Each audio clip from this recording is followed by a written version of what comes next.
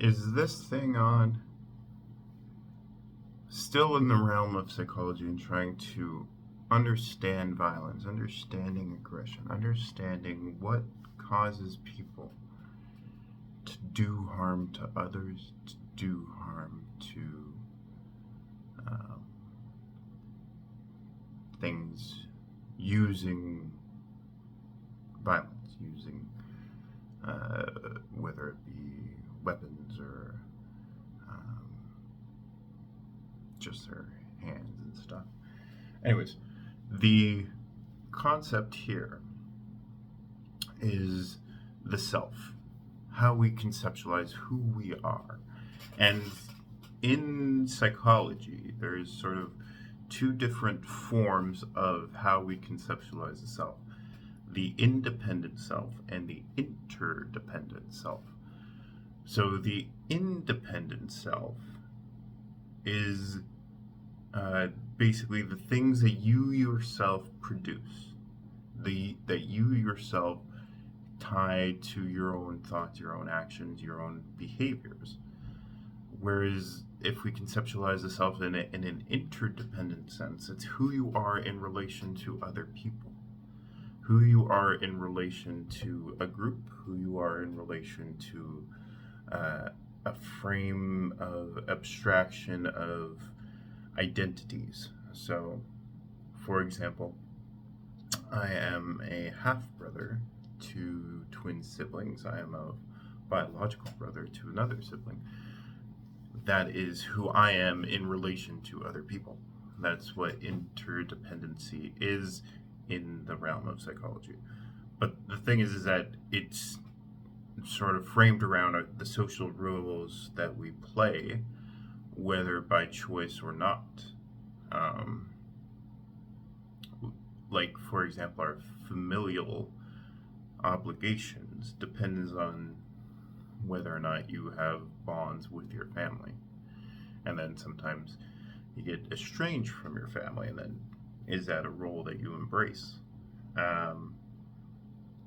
So the interdependent self, generally speaking, is a more pro-social self. It's a self that values being part of a various group, an in-group. But the thing is that it doesn't eliminate aggression, because whenever there's an in-group, by necessity, there's also an out-group. People who are not part of that group, people who are not in that community, in that little defined characteristic abstraction.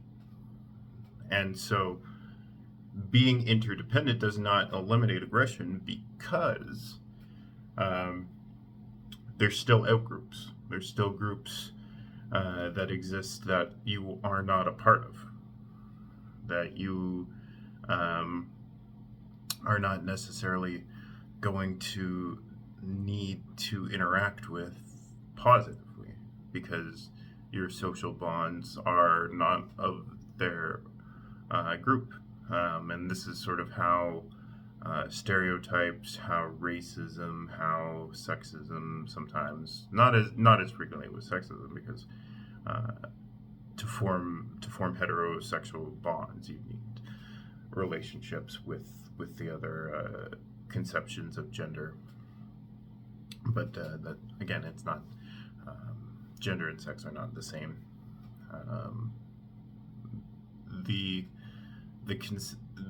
Now the thing is that even if we define it as sort of binary, which I'm not entirely opposed to framing gender as binary, it doesn't eliminate the fact that gender itself is more abstract in its concept. Gender is not chromosomes. Gender is not reproductive organs. It's beyond that. Biology is that, and that's what sex is. Sex is biology, gender is. So, moving on back to the interdependency, how we are in relation to our groups is how sort of those groups get organized. Some groups get organized more hierarchically. Other groups get organized more more along the egalitarian lines where everyone is equal. Um, there isn't necessarily a more normative version. Sort of those who are on the more progressive side of politics will say that all forms of hierarchy will produce aggressive behavior because it becomes a competition. But I would rephrase that to them in that if such competitions are a function of choice, would you be willing to repress those choices in order to maintain equality? If the answer is no, then aggression is just inevitable. Or the hierarchies are inevitable, not necessarily aggression, but actually you could say aggression is inevitable in either circumstance, because if someone does not want choice repressed as a goal to achieve equality, egalitarian solutions, then you could face aggression in response. So, going back to the idea of hierarchies shouldn't exist, and as it relates to aggression, let's say we want men to stop competing over status. Let's say we want men to stop becoming dominant in certain aspects of their lives. Let's say we want to say women don't care about status. It's just a social role. Status is just a function of social norms. And so we can change the social norms to be more egalitarian. But then we also say we want women to be able to choose who they want to partner with. We want women to be able to choose who is the most desirable to them. But if that is the case, then you are necessarily making a hierarchy for men, because whatever women choose are the traits that they are attracted to. Men will compete against each other to demonstrate those traits. And those traits could be anything. Those traits could be money. Those traits could be physical strength. Those traits could be social skills. Those traits could be academic skills. Those traits could be comedic skills. Those traits could be musical skills. Those traits could be, in a weird way, it could be sexual skills. It's a hierarchy nonetheless, because you're saying, I want this, demonstrate this. People come, they have to compete to demonstrate it. If you want complete equality, you also may face aggression, because then you're saying, no, this is what you get. This is sort of more your equal in terms of whatever you are seeking. Choose this or don't choose at all. People are going to say, oh, no, I'm going to get aggressive now because I don't like that choice. I'm upset about that choice. So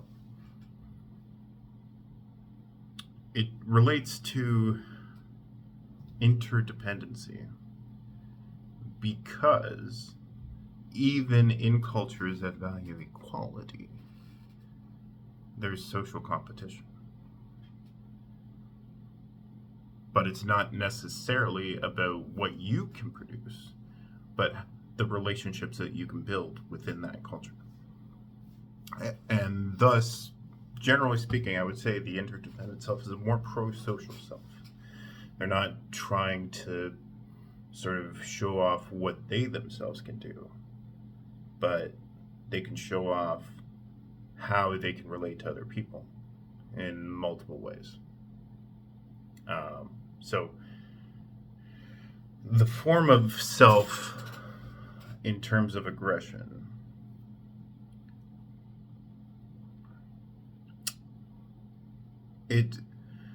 you have to step outside of yourself to truly understand aggression, to truly understand behavior, generally speaking. Mainly, you have to say your wants don't matter in order to gain the knowledge of emotional and rational behaviors.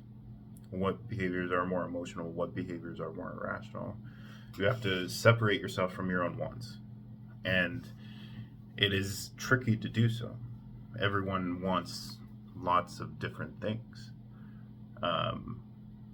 The way I've done it personally is not invested in any particular outcome. When you don't invest in any particular outcome, you're just doing something for the sake of doing something, then you are typically able to not be emotionally emotionally impacted by whatever happens afterwards as a consequence. And it relates to interdependency, because then my social relationships are however my social relationships develop. They're not in a specific desired outcome. And so interdependency, it relates to yourself within a social group. But that doesn't eliminate it, because you got in-group, out-group. And out-group sometimes could be aggress against an in-group, or sometimes you can perceive anything related to an out-group as an aggression, which that's where you get racism, that's where you get sexism, that's where you get homophobia, that's where you get all the isms that progressives don't like, is through perceiving an out-group as aggressive to your state of life. Anyways, thank you for watching this tangent. It definitely went into different tangential spaces, but I appreciate your time, and let me know what you think about interdependency in the comments below, and I'll see you in the next one.